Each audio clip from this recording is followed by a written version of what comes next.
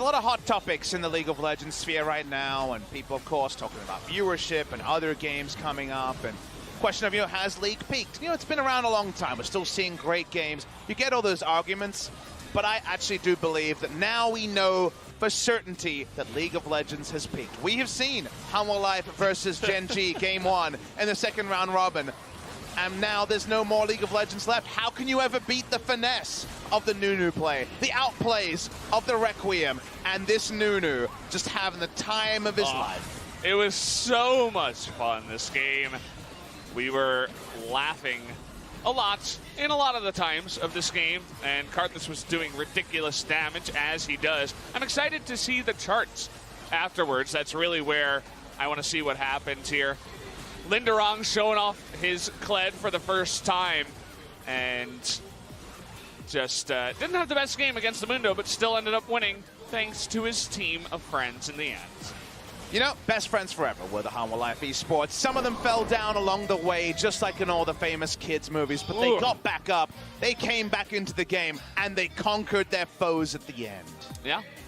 30 for 1,000 here in 36 minutes. It's actually not over 1,000 damage per minute, funnily enough. We've had other players, usually in longer games, the longer the game goes, the more chance you have to get the higher damage per minute numbers, but even so, that's just a disgusting amount of damage. You notice the Zoe damage behind it as well, helping out a lot. Let's take a look at who the MVP was. It was actually Lava on the Zoe, to a delayed cheer from the crowd. I guess they were expecting Songyun.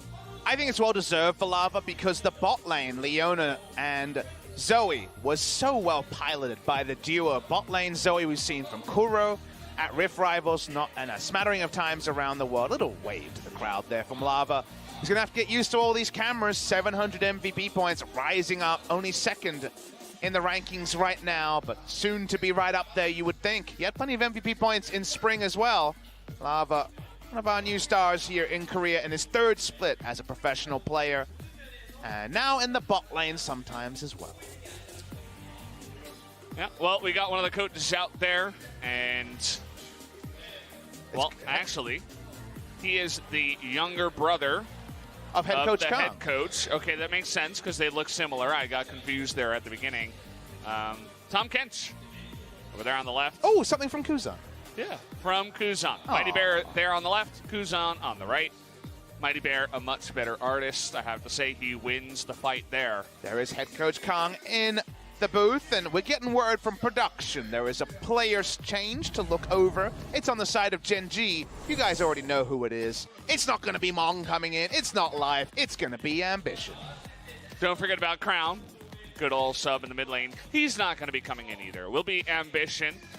One of our veterans here in the LCK. He's still kicking it with the youngins here on the Rift. We'll see if he can do any better than Haru. Haru just a tiny bit slow, I suppose, on the Lamb's Respite on the Baron, but outside of that, he played a pretty decent game. Maybe he could have been a little bit more effective earlier in the game, early mid-game, I would say, but we'll see if Ambition can bring some more stability to this Gen.G lineup. I think we should also kind of ruminate on the fact that the Karthus funnel went really well. There was so much farm going on, which suggests that perhaps Haru wasn't able to coordinate with Fly to create enough pressure to either kill the Nunu, easiest one to kill, or try to get the Karthus down. There was a lot of space for the funnel to happen. You think Ambition might have watched that and been able to adjust as we get into pick and ban for game number 2.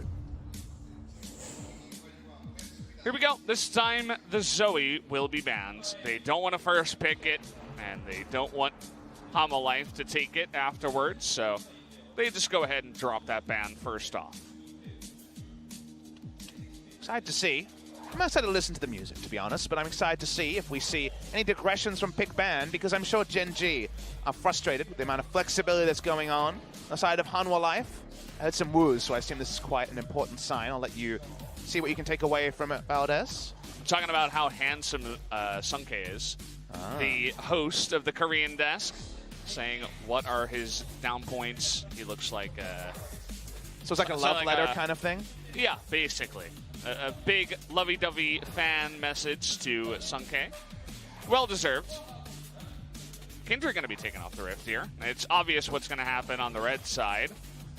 and Mundo ban, actually. So Mundo's been slowly moving up the tier list in terms of pick and ban. It goes into the ban list of the first phase now, even. It's the flexibility you have on Blue's side, given that we're plugging in a Nocturne ban. Anything else would be a surprise and make us wonder someone had something crazy going on. So the picks non-standard in game number 1. The bans from Hanwha Life so far standard. And now they say Ambition, take the Nocturne. And you wonder what the response will be from Hanwha Life. They say, we're not even sure if Ambition can even play this champion. You know, we haven't really seen it all too much. But they give it away, and, well, in terms of power, you never want to give away Nocturne, straight up. This pick is 20-4, I believe, when I saw it. In terms of stats, it's off the charts, but they give it away to Ambition. But League of Legends is more than just the sum of the stats, and I agree. Win rate-wise, if they lose here, Hanwha Life, what an idiot. They gave up the Nocturne, but they also played heavily nerfed Nunu Karthus funnel and won with it, which you would suggest, with the nerf it got, why even bother trying? So they already are showing that they've got their own stuff, and Hanwha Life being able to bring out set-piece plays is another thing that might separate them from the pack as we do approach top 5 qualification. But this squad would love to make it up there. Then take the Morgana flex pick on the red side. Still plenty of time for shenanigans for Hanwha Life. Yeah.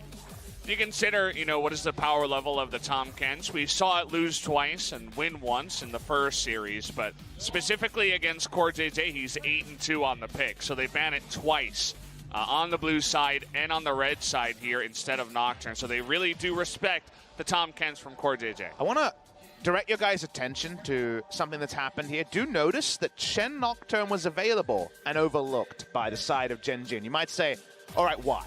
We know the power of it. This is what Griffin showed us early in the season. Nocturne flies in, Shen on top. He has the extra tankiness and extra CC. It's beautiful. But consider the team we're talking about. Gen.G never want to leave their duo lane open to be counterpicked, so they don't want to go for a first-round support. So they're actually going to delay, they're going to decrease their team fight efficacy and even maybe their pick potential in the mid-game to deny over that pick. So it's very interesting to see them not take the Shen when it's open, purely because power of the 2v2 is what Gen.G really does focus on. Yeah, and the Zion not working out. They want to get the Ezreal for Ruler. It's one of his most winning pick, actually, so far. And CoreJJ has never played Shen, actually, in the entirety of summer. So they just say many different reasons why they don't want to go for that one. Gen.G will always counterpick for the bot lane one way or the other. They go for the Ezreal first round. They'll look for the support pick if they can. Seems very likely it's going to be a Morgana support in this game, given they've already drafted the Ashe, so the carry Morgana is out the window. You see 2 smites already, though, so you do wonder, as Hanwha Life are a creative team. Gen.G, for the moment, things look too standard on the side of Hanwha Life, and that must be a bit scary facing them after losing to the Nunu Karthus funnel that only emerged in the second round. Yeah, you see that double smite and you think maybe the Talon? That's what we would think. That will be infer. Lava's already played it this season. Yeah, might save it for that last pick unless they want to counter pick for the top lane. We'll see what they want to do here, as Gen.G has not picked their top lane. I suppose the Shen, or rather the Swain, could be flexed up there. But there's the talent I was talking about. The clues were there, the hints, right, in the double smite, and it seems to be all coming together. Gen.G have pretty standard draws so far, but they're going to have to show off some of their flex picks. Juve's been playing a lot of top lane Swain, but right now, as a blind pick, you feel a little bit wary unless you can get a really good matchup in the mid lane as the cost of it. But it seems like it might actually be that top lane Swain. We're going to have mid lane Lulu coming through, very strong against Talon in team fights, if you can keep track of him. And the Shen will be drafted after surveying all the information. So they get the Shen pick. This does empower Ambition, but it does play around the usual tendencies of CoreJJ and Ruler. Yeah, and it's interesting that they don't take it away. They take away the Soraka and the Braum instead. They say, you know, play your Shen, be really weak in the lane. We're fine with that. We'd rather you not have a stronger laning phase with the Soraka or Braum instead. Nice round out of the composition there with the top lane Gragas up against the Swain. Cass is going to be good to pop away the Swain, pop away the Nocturne, just pop away anything that wants to be on top of you. also has a nice amount of engage built into his kit as well. I have to feel like Lava and Sungwon are going to be going hunting for ambition on this Nocturne. There was a lot of whispers a few weeks ago that teams like the Funnel against Nocturne, because of his low pre-6 presence, we're seeing people say that perhaps you can leave it through. But like you mentioned, the numbers certainly don't bear out in that. We saw the Nocturne win yesterday, but it kind of limped over the line for MVP in the BBQ series. This time, Hanwha Life seemed to have happily given it up by banning away the Tahm Kench instead. Let's see if Lava can keep up the pressure. They are 1-0 with the Talon pick. Yeah, for me, honestly, I would trust Hanwha Life giving up the Nocturne instead of BBQ giving up the Nocturne, right? I feel like Hanwha Life came in here with a specific plan involved. They feel very comfortable against the pick. They would rather take away CoreJJ's Tahm Kench instead.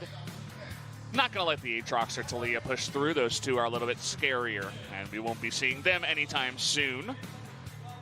Or again, I hope. We'll see it every once in a while, but either way, here are the compositions. Gen.G on the blue side this time around, looking to turn their luck around after a very decided defeat in Game 1. And for once, they don't have the 2v2 advantage over the Ashe Morgana, outside of level 1 being very kind to the side of Gen.G. Jungler will also be focused on farming. This is going to be an intriguing one, because it's not the Gen.G we usually know and love. Yeah, looking to try a little bit of new stuff. In terms of the tier list, of course, the Shen is up there, the Swain is up there, the Nocturne, oh boy, it's up there. It's up towards the top. Even in terms of, you know, most span and presence in the LCK, it is actually #1. So here we go, guys. The game is counting down. We're getting to jump into game number 2. Hanwha Life versus Gen.G Esports. Let's do it.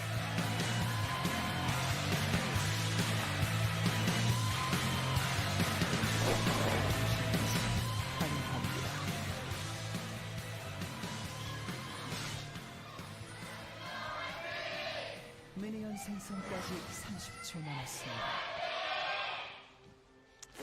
Gen.G fans, they've been doing this for a while.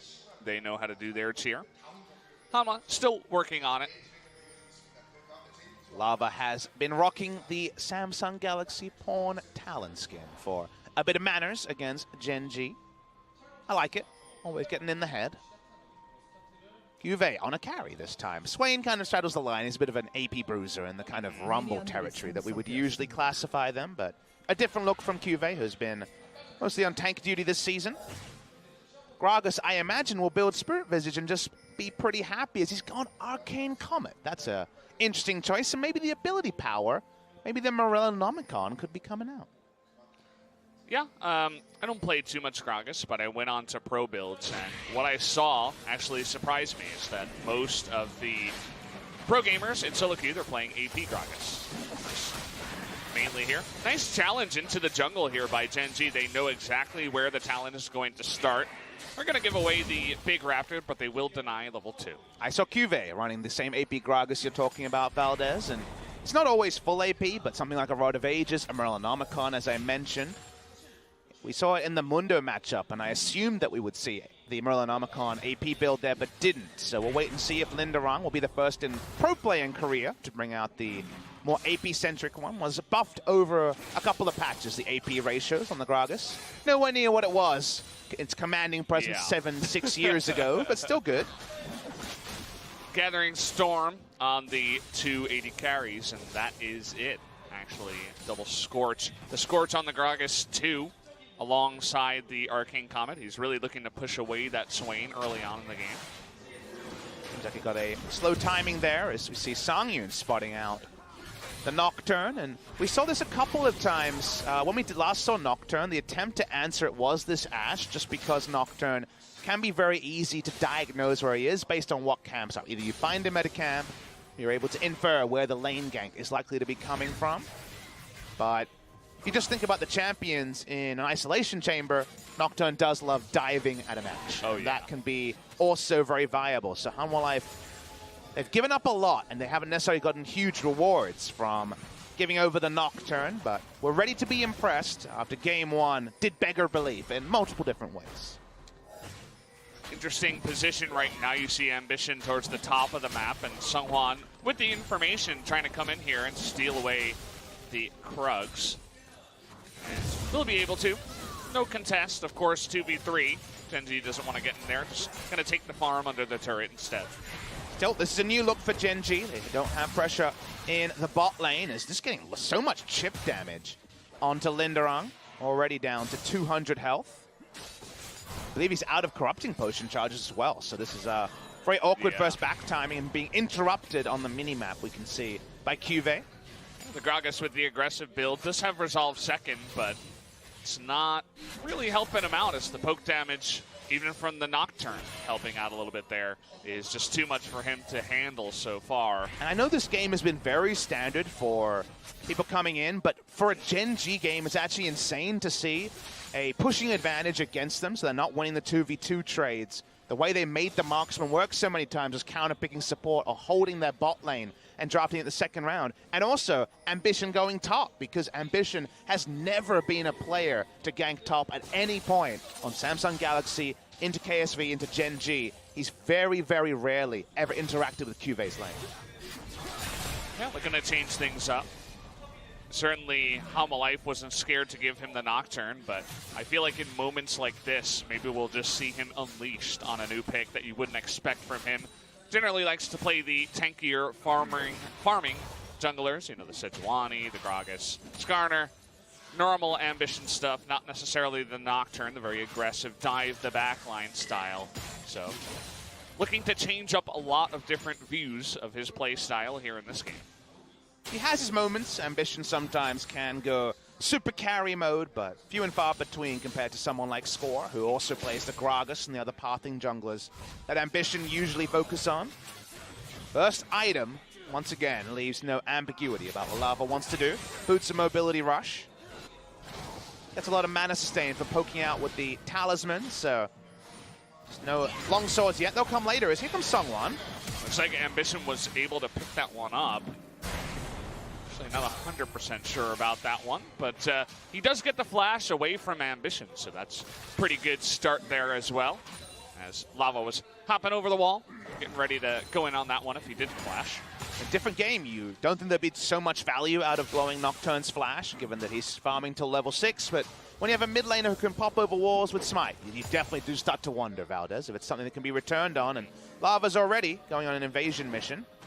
Kind of awkward that it was at the exact same time as the vision plant was blown, but I don't know about that particular timing. Very clearly, we're trying to find as much information about the Nocturne. It's good to get that information. That is going to be one of the main paths that he comes along, trying to go for the mid lane. Looking for a dive up on the top side. Cuvée is level 6. But you'll notice that there's no stopwatch with the runes that he has picked. It's still too early anyway. Looking for that 3-man dive. He is going to flash away with the ult, and Songwon getting super low. But they actually CC him, so he can't get close. But look at this, 1v3. Can he do it? He's going to get Songwon in the end. And actually Linderong too. A 2 for 0 on a huge bots dive by Hanwha Life. Hanwha Life try the same set-piece play to dive top, but Cuvé's ready for it. He gets the turnaround. The double kill here is a dagger through the heart of the early game of Hanwha Life. Well, the Swain hits level 6, and you decide we're all going to group up. They felt like they had enough damage, but actually only mobility boots on the Talon. It wasn't enough. Level 4 Sejuani. Not too much mana on Linderong either. They just don't have enough to kill the Swain. His flash timing there is so clutch, avoids so much damage. Cuvée keeps living, and then he walks in, he gets the Demon Flare on 2, and the Scorch burns down the second. Might even be the Corrupting Potion. And the minion also, the last range minion shot. Man, that is such a big win for Cuvée. Now he gets items he was only dreaming about a moment ago. 4 stacks on his Corrupting Potion and on his Dark Seal. Oh, baby. This, the whole plan of packing up mid lane and diving, which Lava did his last time on Talon, has been thwarted by the outplay from Cuvée. Yeah, really fantastic play. Good timing on the flash, as you do mention. We don't see a lot of top Swain nowadays because, you know, it's popularity in the bot side and even the mid side, but because of that, we don't see a lot of dives against Swain, but as a Swain player, you'll have this happen every so often, and it's one of the best feelings as a Swain player because it's almost like you're Darius too, going 1v2 under a turret. It's just one of those champions that with the health, the lifesteal, I suppose you can say, from that ultimate, you can just live for so long under the right conditions, and that's exactly what happened. I gotta admit, Ambition's presence on the Nocturne has been damn high. He loves rolling in and throwing Duskbringers at people to try to threaten them out of lane, and worked with Linderong earlier, and now working in the mid lane on the Talon as well. Very amusing. Trying to do the most without actually using his paranoia cooldown, and here goes Ambition again. Well, this is certainly one way to do it. Cuvée didn't pick up too much AP, but the damage should be coming out of Ambition. They spot him on a ward, but is it going to matter anyway? The Shen coming in here too. Really nice cast to get away from that fear. Cuvée tanking up the turret right now, but Linderong, nowhere for him to go, is going to be the easy kill. Going to give that one over to Cuvée as well. So 3-0 is the Swain in the top lane. Cuvée loaded with gold, and while he's smiling, the rest of his team is as well, because now they have two different people who can waddle into the middle of a fight, get the wild growth from the Lulu. Even the Ezreal says, okay, this game, my front line, is certainly going to be reliable. After 3 kills are loaded into the Swain. The moment the ruler hits his item timing and starts rotating, the team fight's looking like a lot of happiness for Gen.G. Ruler, really rough time for him in the bottom side after Shen disappears. But that was to be expected anyway. Ashe, really good lane presence alongside the Morgana. They are looking for that first blood turret in the bottom side. Could be one of the only things that Hanwha Life can have as a positive part to this early game if they do get that turret sometime soon. I imagine soon we will see Ambition go away from just roaming to lanes to use Duskbringer to harass, and just using it to keep the bot lane laning phase going as long as possible. I do believe that taking down turrets and rotating and cutting people with Talon and Sejuani is one of the few ways left for Hanwha Life Esports to get back into this game. I think team fights were never going to necessarily be the happiest spot for them. The Gen.G team fight comp is pretty easy to execute and comes online pretty cheaply when the Ezreal gets his items.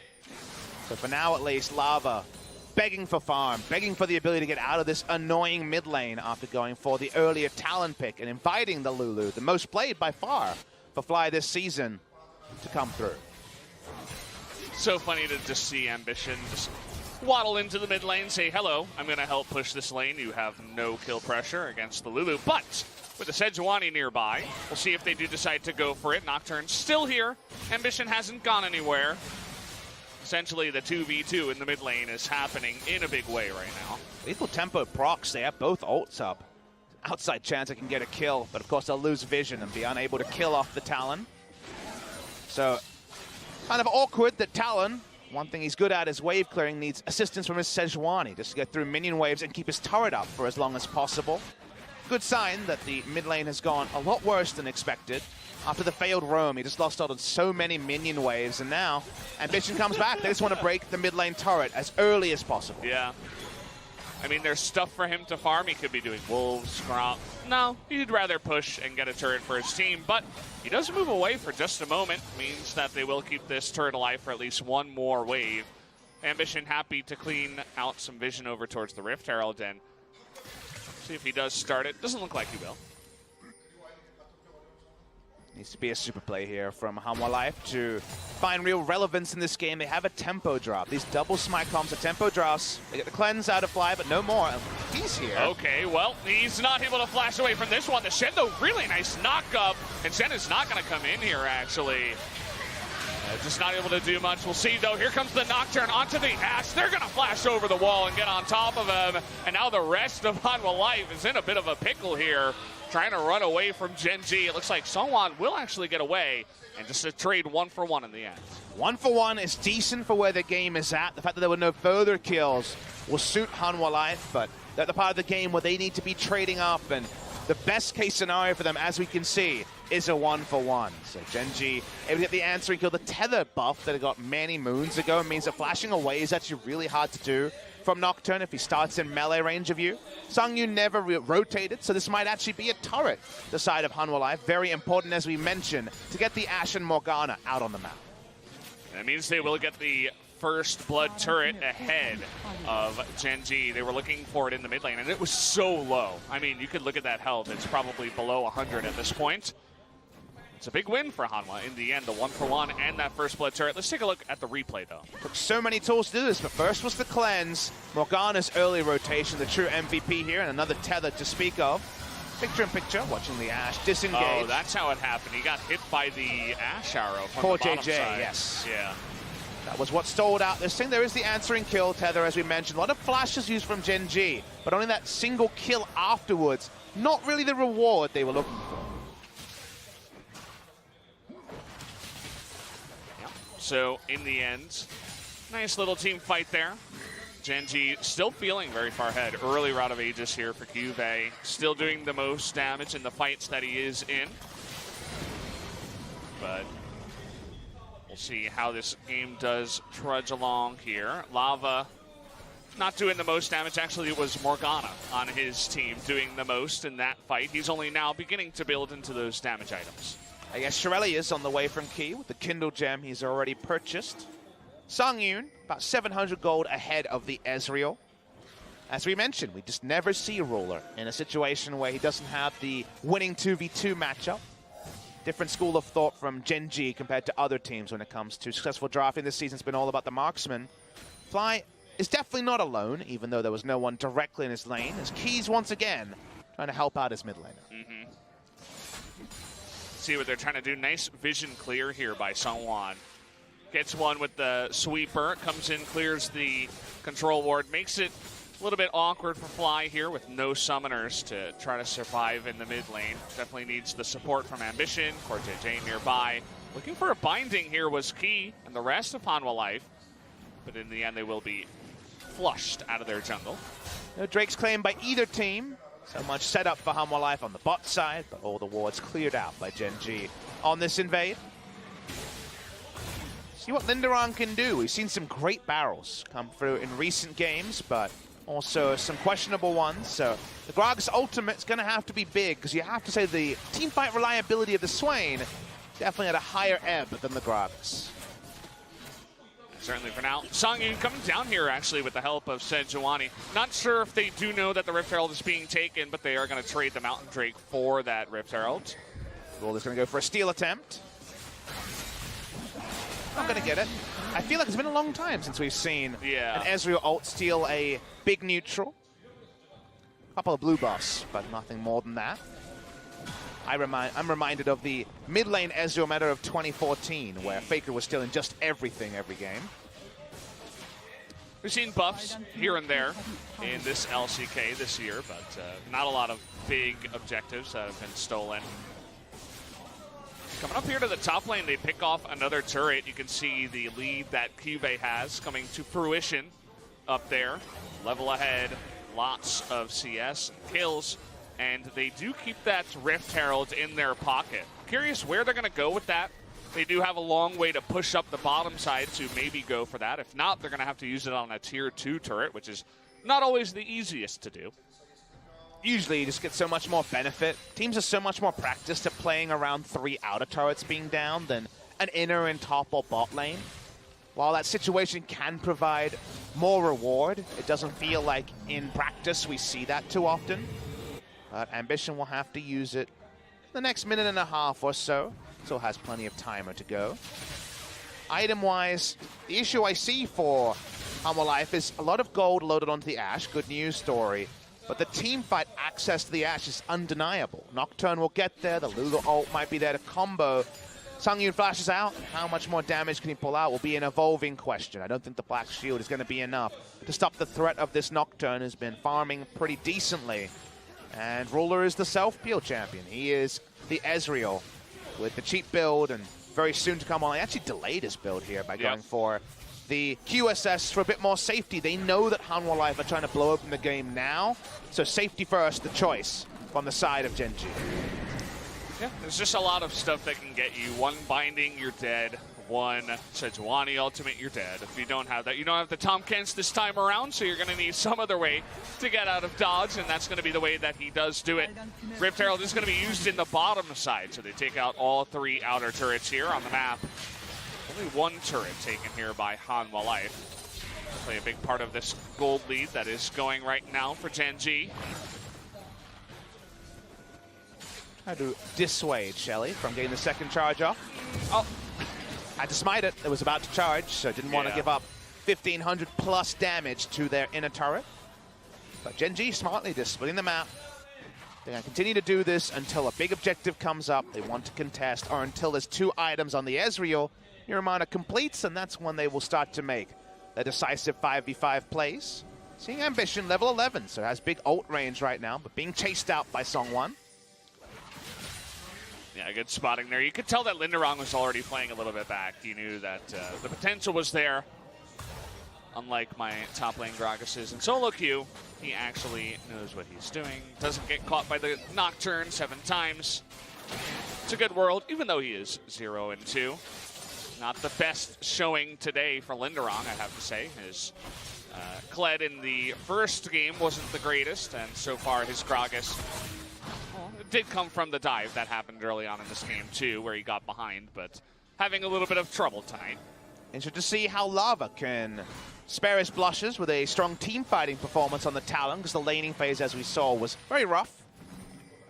The Assassin versus Lulu matchup has always been ruled by the Lulu, as here we go. Someone looking for it onto Fly, who had his cleanse, but there it is, the Wild Growth. Ambition is alone here, trying to get him down. J.G joins the fight, but he does go down in the end.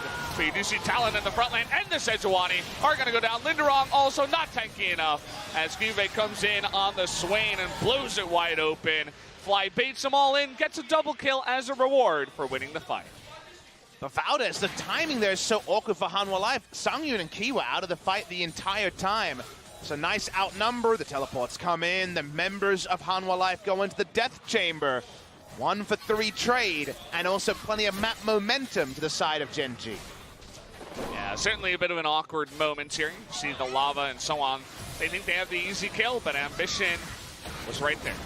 Ambition's the right spot. Ashe and Morgana very far away. Morgana can't interrupt the teleport either. Juve comes from the flank, and easy as you like, they pick up all the kills. No possibility to turn around. The person that needs to bail out Hanwha Life was the Ashe, and she was uninvolved in the fight. Yeah, rough spot there. Definitely a bit of a messy one for Hanwha Life. But now that does put them down about 5,000 gold. Gen.G slow and steady is the pace for them, as it always has been. We'll see now with their immense map control. Look at the Baron. There are not too many wards. Songwon is trying to do what he can. Put down 1 control ward there above the mid lane. That's all they got. They got to clear this out, lest Gen.G try to go for it. Key walk up, knows it's risky to face check at this point in the game. We've hit 21 minutes, so Baron has spawned. Cheesy Baron for Hanwha Life, one of their best ways to move forward in the game. If they could get Talon with a Baron buff in a side lane, that would be a lot preferable to now, as here we go. How about a kill onto the Gragas, who's 0-3. The cast is going to help them for now, but there's not much he can do 1v2. As a nice setup there from Ambition. They give away the Nocturne. They say, hey, can we play him? And Ambition says a resounding yes. And they trust that even with Cuve's teleport down and Ambition bot lane, there will be no answering Baron start from Hanwha Life at 21 minutes. They back away. Cuve continues to push in bot lane. Linderong will be able to stall him with his teleport in about 15 seconds time, as Hanwha Life will pick up a turret, the outer top lane turret, at 22 minutes. Yeah, it's a bit of a risky one. You're giving up the rest of the map just for that outer turret. You zone Ruler out, but does mean that this inner is probably going to go down here. The rotation from Hanwha Life, though, suggests that they want to get aggressive and fight here, and Gen.G not ready to take that angle. They will back off and not take the inner mid turret. Does feel like you can clearly see that Gen.G's getting a little bit more every time when it looks like a trade. The gimmick Baron we talked about, they're beginning it, and we're seeing a full recall channeled by Shen. Uh-oh, It's a big mistake. Why is Shen not... Oh, Shen went back to base. This is real bad. They got the Baron. This is awful. Hanwha Life, fantastic for them, right?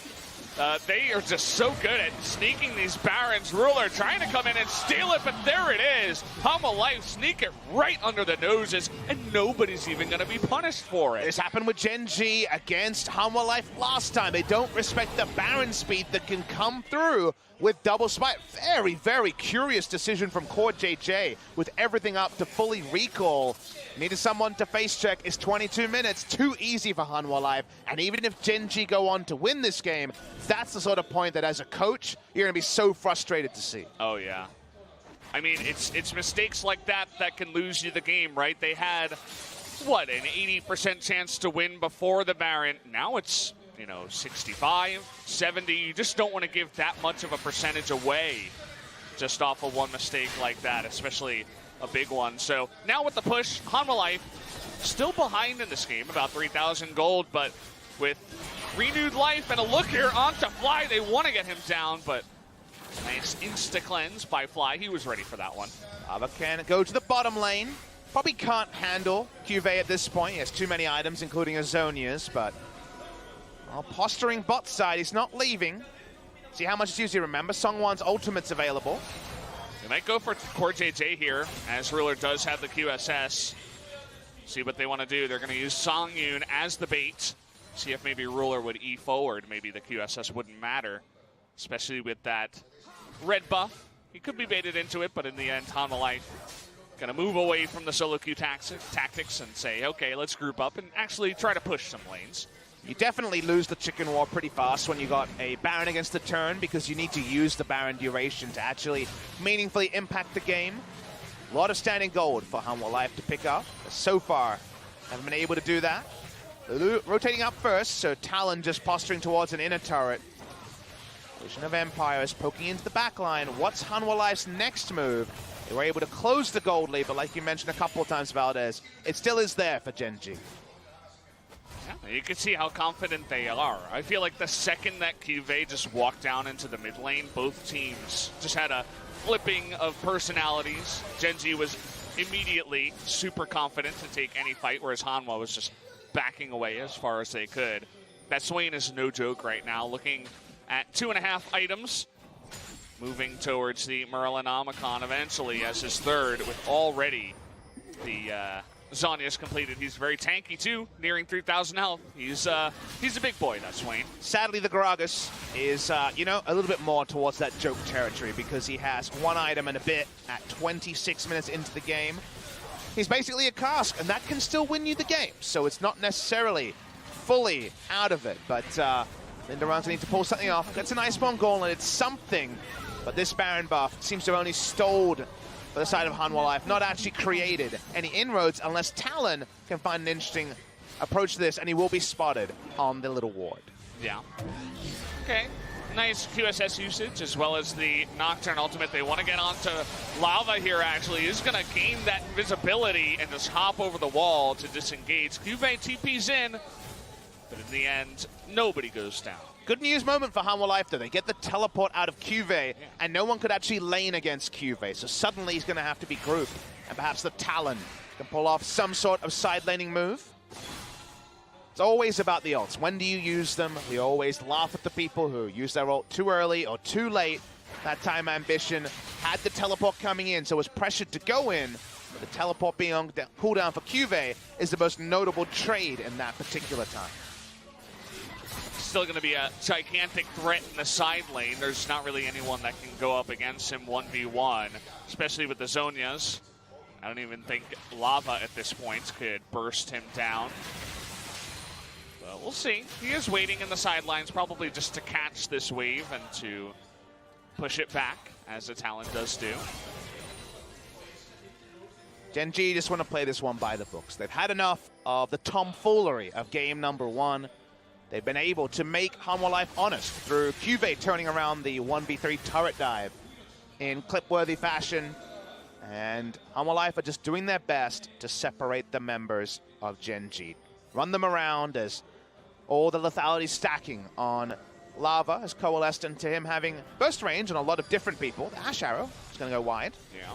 That's one that may continue forever. We'll never know. It's on to a different rift. It's moved on to solo queue or somewhere else. Lava just the scout for his team. He's got the smite too, so he can secure buffs away from that pesky Shen.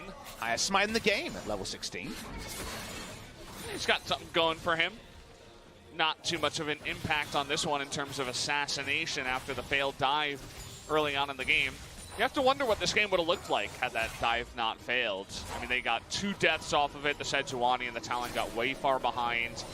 in their respective roles. The Gragas also wasted a lot of time, even though, you know, he did go down. So you can see the effect here as we are now 28 minutes in. The roam timing we saw was all about getting a turret super fast, I believe, in the last Hanwha Life game, but definitely in one of our red side Talon games, we've seen pile onto the top side, take the turret, and then make the extended lanes for Talon to return to. So a lot of the game, I think, is the summary of my point there, Valdez. On the bot side, seeing Hanwha Life try to take away an Infernal, but it's going to be tricky to do now that Cuve's here. Gen.G coming in, saying no, this is our Infernal. And Hanwha Life says, oh, apologies then. Yeah. Okay, see you in about 5 minutes. We don't want to fight you anytime soon. Although Talon loses more and more effectiveness as the game does go on, and the defensive stats are piled on here for Gen.G.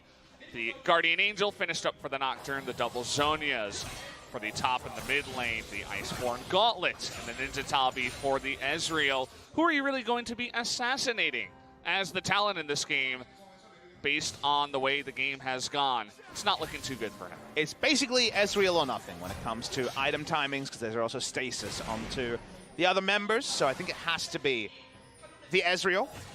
If you're asking me whether he can one-rotate Ezreal, if everything landed ideally, yes. So even though there's a lot of armor built up, it's still going to be only 1,700 hit points behind all the armor.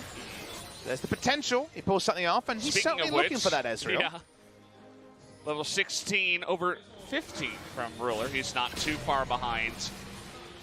Ambition going to take the blasting plants here, and Lava's oh boy, so tempting. He's stalking him. This is like a predator hunting his prey right now. Unfortunately, not really able to get the angle as Ambition and Fly are spotted nearby. You know, 1,700 health is fine if the Ezreal is alone, but a wild growth and some help.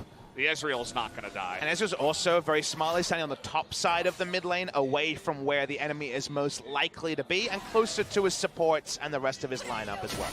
Ruler decides to face check, ends up not mattering as the QSS is going to be popped here. QSS is down though, so they want to go for a fight. Nice spell shield by Ambition, says no. Trying to engage now, they get the cast gear onto Ambition, not able to knock back CoreJJ though. Linderong not able to get the angle on that one. And the TP was down there for Cube, so they had an opportunity, but the mechanics just don't come through here for Hanwha Life. Definitely the right time, but like you say, the accuracy not enough. Weren't even able to blow a flash and all that. Just the QSS will be up in the better part of just over a minute. So Gen.G, with all those cooldowns down, say thank you very much. We're pushing mid. Thinking about it right now, you notice Lava up towards the top side looking for some kind of assassination, but not going to have much luck. Cuve not needing to TP anywhere, just pushes in the bottom side. Not much of a wave, but you can see how much poke damage he is able to do. Fly getting really, really low. Nearly assassinated there, but nothing used on the side of Gen.G. He can just heal up. He's going to go back first, though. So it looks like Gen.G will give up this push, at least. What is the next moment in this game for Hanwha to turn it around? The Baron steal, the only reason I believe the way we go in here. Steal's the wrong word, but it felt like they stole it away from a game that Gen.G was controlling.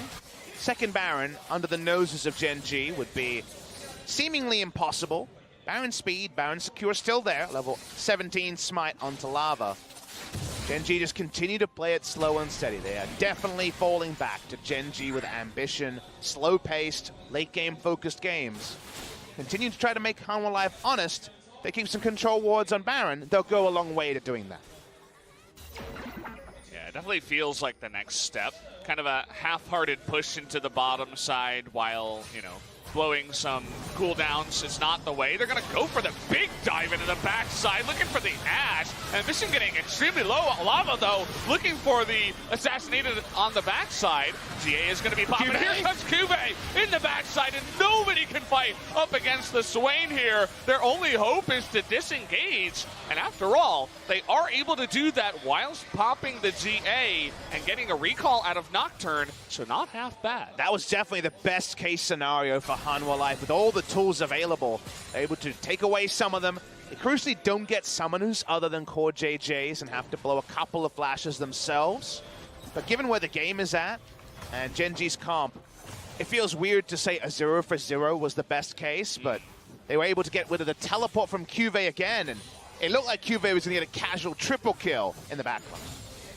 It was weird. It's kind of like they snuck out the back door. A little bit of a Tyrion move there, just saying, hey, I didn't mean to do that. See you later. I'm going this way. The just a prank? Yeah. I mean, that's one of the problems with Swain. You know, you need to have someone else that's going to lock them down. If you miss your never move, it's like, well, I hope I'm faster than you, or I can slow you with my Vision of Empire, or you're just going to get away, especially with decently mobile composition that Hanwha Life does have. So it looked like the perfect TP, but in the end, actually a really clean disengage from Hanwha Life. And I believe the very hard engage from Ambition. It's the first time we're seeing a 5v5 Nocturne go straight on the Ashe with a Shen on top of him thing, was because of the teleport valve. It's because they had a teleport ward. Yeah.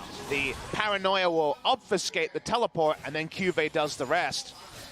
But in the end, not able to do that. Gen.G is Lava's on the flank. He's looking for Fly here. It is going to miss the Sejuani ult. He's trying to burst him down. Doesn't look like he's able to do anything. Disappears off the map, and so does Ambition. And both of the assassins on the map are just going to go bye-bye. That does mean that Smite is down, one for each team, another one on Songwon, but no chance to go on the Baron. The taunt there from CoreJJ is the reason why the damage was so low. Was able to taunt him as he was coming through with his ultimate, and thus wasn't able to get a full rotation off. Onto the backline, probably wouldn't have killed anyway, but nice taunt timing from CoreJJ. What does it all mean? Does mean that Gen.G fall back stronger. They can just walk over and take down the Scuttle. Hanwha Life are keeping these team fights even in a way that we didn't see coming. It's interesting as the game does go on. As I mentioned, there are two main champions that are going to be doing the assassinations. The difference is that Ambition on the Nocturne has the Shen to follow him up. I'll hold my thought because here we go again. Hanwha Life looking for Baron. CoreJJ is going to spot them though and say, guys, come on. You're not gonna do it twice against us. Not this time. Not going to be any real turn around that either. Kind of frustrating for Gen.G that they can't just parlay it into an Elder Drake. It's going to be the Mountain Drake still on the map. We're going to watch the replay of what happened. I want to see the taunts. Watch the taunt here. Comes in and CoreJJ taunts him, and that's why Talon gets no damage and can't disengage. So very nice play by CoreJJ, but on the other side, Ambition goes down without too much of a fight. His Guardian Angel still about 2 minutes away.